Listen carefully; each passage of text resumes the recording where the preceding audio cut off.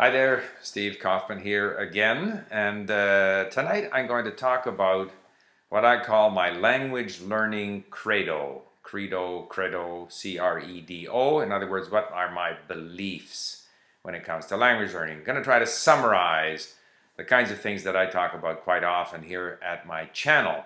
I get criticized from time to time from two quarters when it comes to language learning. Either it's from the more academic language learners, those who are very happy studying grammar and who sometimes have a linguistics background. And at the other end of the spectrum, I am criticized by those who claim that I'm too academic, too interested in reading books, and that really people should just get out there and talk, and it's very important to sound like a native. So you've got either I'm considered too academic and I don't fully understand the importance of speaking and speaking like a native, or at the other extreme, I don't have the credentials to, or I tend to, gloss over some of the important linguistics underpinnings of language learning, including such things as the International Phonetic Alphabet and knowing terms such as morphemes and whatever. So, my credo. First of all, I think language learning is a very personal activity. You do it for yourself. You do it so that you can communicate with other people, so that you can access other languages and other cultures, and therefore I think we do it however we want. It's our personal thing, and therefore I've always felt that a teacher standing over me takes away from that sense of my personal thing. Teachers asking me to tell them what the meaning was of this passage, or teachers, as is now often the case with ESL teachers, teaching critical thinking. In other words, teaching me how to interpret the language, how to think, and so forth and so on. To me, language is personal. So that's the number one thing. You do it however you like to do it. It's you. It's your accent. It's your use of the language. It's you. It's a part of you. It's personal. The second thing is that, I often talk about the three keys, which is attitude, time, and the ability to notice, and I still believe that that's the overwhelming thing. Attitude is perhaps the largest element. Are you confident? Do you like the language? Do you want to learn? Do you think you can learn? Those attitudinal things are huge. Time, it takes a lot of time, with a few exceptions. Most people need to spend months and months and possibly years to achieve a high level of fluency in the language. And the third thing is this ability to notice that I've mentioned before, and the good language learners notice things in the language. They hear the pronunciation, they hear the intonation, they notice phrases, they pick up these phrases, and as they notice things, the brain eventually starts to incorporate these into the brain's sort of system for managing that language, and pretty soon you're able to use them. Now, I am very much input focused. Some people like output. I don't believe you can start with output. Some people actually say you begin by speaking. I don't see how you can begin by speaking, because you first of all have to get the language in you. Even if you do a lot of speaking, as Krashman points out, mostly you'll be listening at the beginning because you have so few words. You can't say very much. So input, however you do it, whether you acquire your input through interacting with people, or whether you do it through listening or watching television or reading or any combination of those, input is key. So when I talked about the time spent with the language, that's time spent in any way that you're interacting with the language, that you are acquiring the language. You need to spend a lot of time. But my preferred way of studying is through input, because it's so easy to organize. I can pick up a book and read wherever I am, on the bus, on the train. I can listen in my car. It's so much easier to organize that. There are some people, my good friend Keith Swain, who describes himself as a social linguist, and he only likes to learn languages where he has enough opportunity to talk to people in that language. But I can't do that because I don't spend my day learning the language.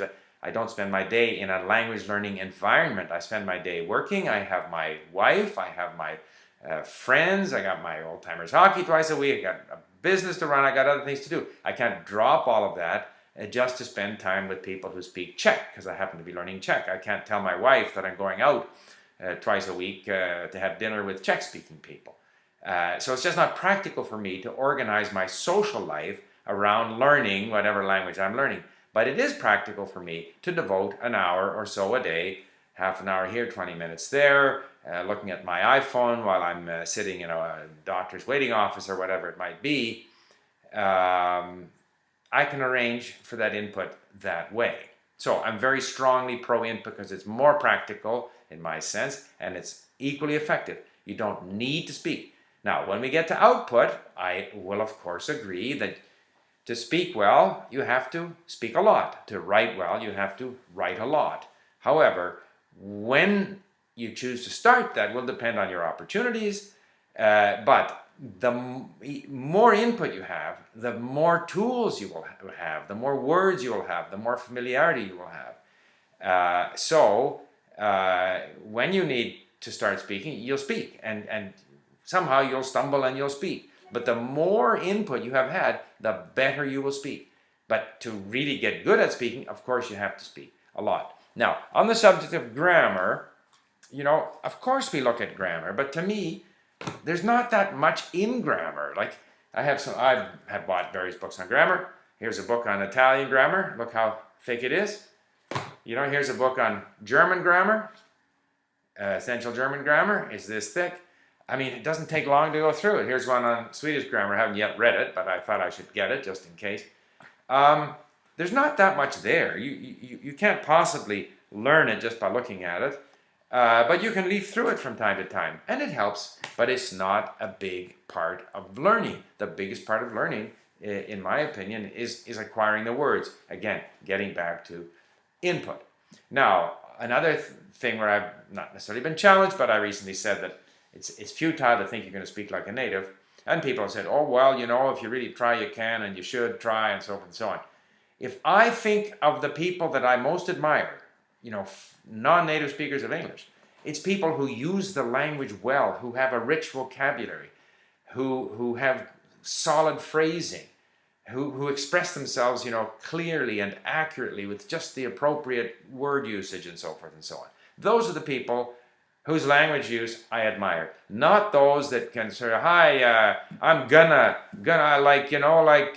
and so like what I was saying was like, and somebody who's picked up a very colloquial form of English, has very few words, and can't express himself very well. I'm not, I don't respect people who speak that way who are native speakers, and I certainly don't respect non-native speakers who speak that way. So the idea that you just go out there and you have about, a couple of thousand words and you're fluent, yeah, you're able to operate if that's what you want to do. But if I say, what do I want to do? Who are the people that I admire who use my language? It's people who have a lot of vocabulary and who speak well. And the way you acquire vocabulary is through a lot of reading. It's true in our own language. People who are well-read use the language well, express themselves well, and it's the same for non-native speakers of a language such as English. So, that's my credo. It's my credo. It's my belief. I don't have any peer-reviewed, studies according to some rigorous scientific methodology that proves any of this. And I don't believe in those studies because I have spent a fair amount of time reading through the different studies on how you acquire vocabulary and how you do this, that, and the other, and they're all more or less contradictory. And so it still boils down to what I said at the very beginning.